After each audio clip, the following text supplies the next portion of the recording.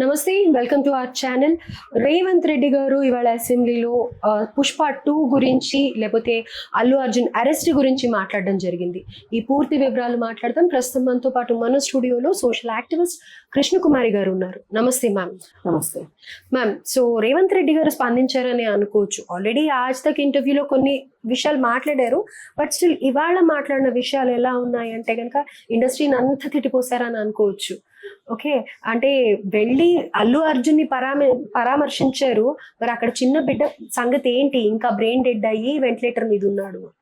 అలాగే at the same time government, మా తెలంగాణ గవర్నమెంటే కదా హైక్ చేసింది, నాకెందుకు కోపం ఉంటుంది అల్లు అర్జున్ మీద కానీ మూవీ మీద కానీ అనేసి ఆయన రెస్పాండ్ అయ్యారు. ఈ విషయాన్ని ఎలా చూడొచ్చు అని అంటారు? ఇప్పుడు రేవంత్ రెడ్డి గారు మాట్లాడింది ఆయన వెర్షన్లో ఆయన మాట్లాడింది కరెక్టే. కానీ ఆయన పోలీసుల నిర్లక్ష్యం గురించి ఎందుకు మాట్లాడరు? ఘటన జరిగిపోయిన తర్వాత పోలీసులు ఏం చేశారనేది ప్రశ్న కాదు ఇక్కడ. అసలు ఘటన జరగటానికి ముందు అర్ధరాత్రి షోకి పర్మిషన్ ఇచ్చింది మీ గవర్నమెంట్ సంగతి ఏంటి? అలాగే పోలీసులు థియేటర్ వాళ్ళు అప్లికేషన్ పెట్టుకుంటే బందోబస్తు గురించి అసలు అప్లికేషనే పెట్టలేదన్నారు ముందు. ఓకే, మళ్ళీ తర్వాత ఏమన్నారు?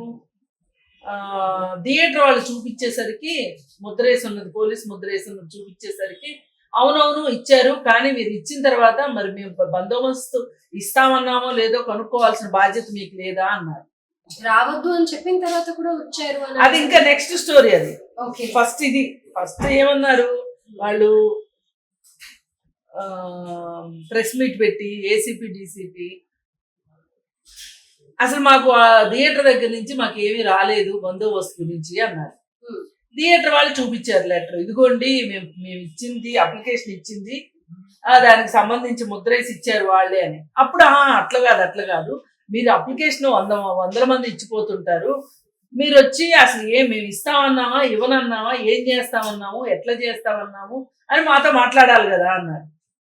ఇంకొన్నాళ్ళు పోయిన తర్వాత మేము అసలు బందోబస్తు ఇవ్వలేము, అల్లు అర్జున్ రావద్దని చెప్పండి అని చెప్పాము అని చెప్తున్నారు. మరి వాళ్ళు మరి ఇంత తతంగా నడిచినప్పుడు మొదట్లో ఏసీపీ డీసీపీ అంత అవగాహన లేకుండా ఎలా మాట్లాడారు? నేనేమి మీకు వాళ్ళకి మధ్యలో ఉత్తర ప్రత్యుత్తరాలు జరగలేదని నేను అనట్లా. ఈ సంగతి ఎందుకు వాళ్ళు చెప్పలేదు? మొదటి రోజు మొత్తం థియేటర్ మీదే ఎందుకు తోసేయాలని చూశారు పోలీసులు? ఇది ఒక అంశం. మరి థియేటర్ వాళ్ళు, పోలీస్ వాళ్ళు వీళ్ళకి చెప్పారు రావద్దని చెప్పండి అని చెప్పారు అని చెప్తున్నారు. లెటర్ కూడా ఉంది అని చెప్తున్నారు. మరి అలాంటప్పుడు థియేటర్ వాళ్ళు అల్లు అర్జున్కి చెప్పారా చెప్పలేదా? ఇప్పుడు క్లారిఫికేషన్ కావాల్సింది థియేటర్ వాళ్ళ గురించి, అల్లు అర్జున్ గురించి కాదు. థియేటర్ వాళ్ళని అడగాలి ఏమని, అల్లు అర్జున్కి ఇచ్చారా లేదా, మీరు మెసేజ్ ఇచ్చారా లేదా రావద్దు అని చెప్పి. పోలీస్ బందోబస్తు లేదు, జాగ్రత్త, వచ్చినా కానీ షో బిగిన్ అయిన తర్వాత దొడ్డిదారిని రండి అని మీరు ఎందుకు చెప్పలేకపోయారు అనేది థియేటర్ని కదా అడగాల్సింది.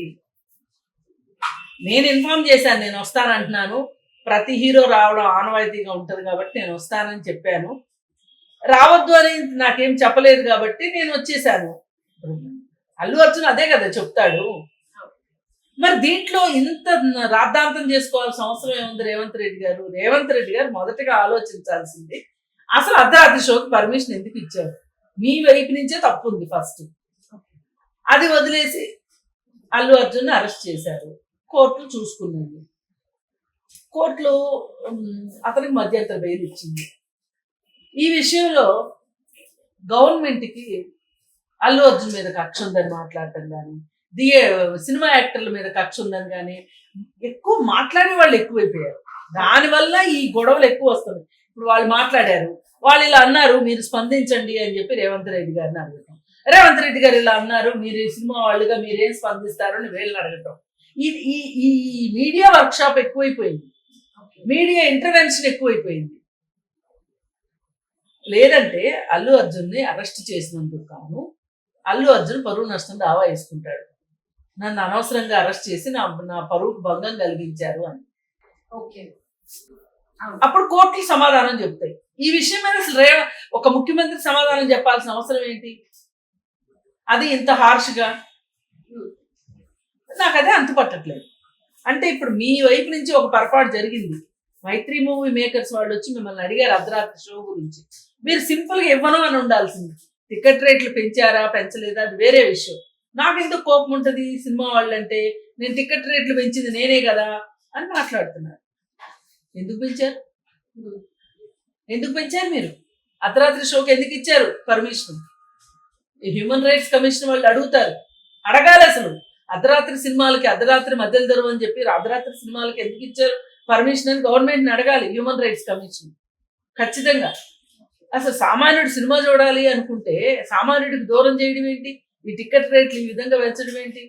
బీ టౌన్లో థియేటర్లలో కూడా మామూలు థియేటర్లలో అంటే ఈ పెద్ద పెద్ద థియేటర్లు కాకుండా మాల్స్లో థియేటర్లు కాకోకుండా చిన్న థియేటర్లలో కూడా 350 రూపాయలు టికెట్ అంటే ఏంటి అన్నట్టు. అసలు 300 రూపాయలు 350 రూపాయలు టికెట్లు అంటే ఒక ఇంట్లో నలుగురు చూడాలనుకుంటే ఎట్లా? అసలు ఎందుకు పెంచాలి? మొదటి వారం రెండో వారం అయినా అసలు ఈ జబ్బు దేనికి వచ్చింది? ఎక్కడి నుంచి వచ్చింది? అసలు బాహుబలి దగ్గర నుంచి వచ్చింది ఈ జబ్బు, అంతకుముందు లేదు ఇది. ఏం పిండుకుందామని ఆడించుకోండి. మీ సినిమాలో సత్తా ఉంటే ఒక 10 రోజులు ఎక్కువ ఆడించుకోండి, ఆడుతుంది. లేకపోతే పోతాయి డబ్బులు. దానికి జనాల జేబులు ఎందుకు చిల్లు పెట్టాలి? అది మీరు మీ వైపు నుంచి 2 తప్పులు జరిగినాయి. అర్ధరాత్రి షోకి పర్మిషన్ ఇచ్చారు, టికెట్ల రేట్లు పెంచారు, 2 తప్పే. మీరు ఇవ్వడం వల్లనే ఇంత జరిగింది. అసలు ఎందుకు అర్ధరాత్రి? పొద్దున్న 6 నుంచి పెట్టుకోవచ్చు కదా. సరే అది అయిపోయిన తర్వాత అసలు పోలీస్ శాఖ నిర్లక్ష్యం ఏంటి? అసలు ఈ విధంగా రకరకాల పొంతలు లేని సమాధానాలు చెప్పడం ఏంటి?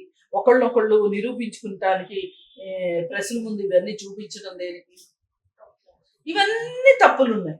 ఇవన్నీ తప్పులు అయిపోయిన తర్వాత చివరిలో అల్లు అర్జున్ అరెస్ట్ చేశారు.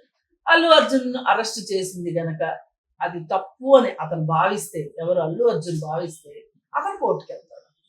నా మీద అనవసరంగా కేసు పెట్టారు, ఏమీ లేని దానికి నాకు పరువు నష్టం జరిగింది అని చెప్పి అతను కేసు వేసుకుంటాడు. అసలు ఎందుకు రేవంత్ రెడ్డి అసెంబ్లీలో అంత విలువైన సమయం, ఆ సమయాన్ని దీనికి వృధా చేసుకోవాల్సిన అవసరం ఏంటి? వాళ్ళ నైతిక ధర్మం, వాళ్ళ సినిమాకు వచ్చినప్పుడు ఆమె చనిపోయింది, కొడుకు హాస్పిటల్లో ఉన్నాడు అంటే వెళ్ళి చూడాల్సిన బాధ్యత ఆ కుటుంబం నైతిక బాధ్యత. మొన్న అందరూ అడగ్గా అల్లు అరవింద్ గారు వెళ్ళారు చూడ్డానికి. ఏమి అంతకుముందు ఎందుకు చూడడానికి వెళ్ళలేదు?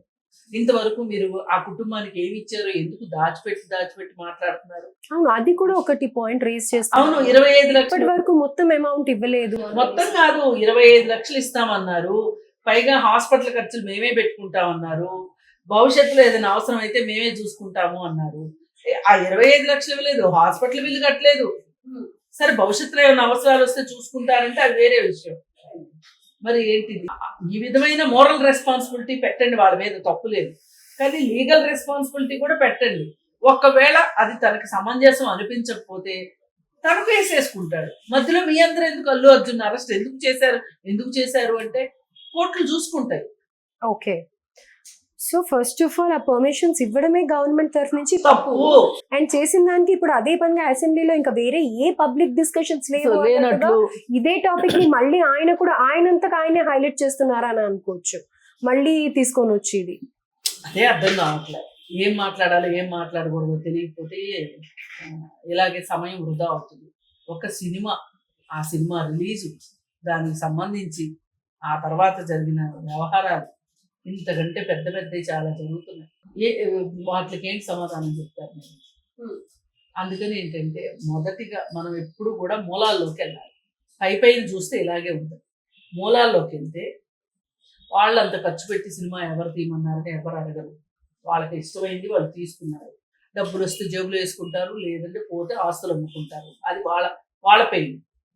కానీ వాళ్ళు వచ్చి సినిమా టికెట్ రేట్లు పెంచమంటానికి అర్ధరాత్రి షోలు అడిగినప్పుడు మీరు యాక్సెప్ట్ చేసింది తప్పు. మీ వైపు నుంచే పొరపాట్లు జరిగి అడిగేవాళ్ళు చాలా అడుగుతారు. అసెంబ్లీ రాసిస్తారా మీరు? ఈ రోజు అసలు ఇంత చర్చ కూడా అనవసరం నా ఉద్దేశం. మీకు ఏమైనా సత్తా ఉంటే మీరు చేయాల్సింది ఏంటి అంటే మైత్రి మూవీ మేకర్స్ వాళ్ళ దగ్గర నుంచి డబ్బులు వసూలు చేసి ఆ కుటుంబానికి ఇప్పించేలా చేయండి. మైత్రి మూవీ మేకర్స్దే బాధ్యత ఇదంతా, ఇంత గందరగోళం జరుగుతుంది.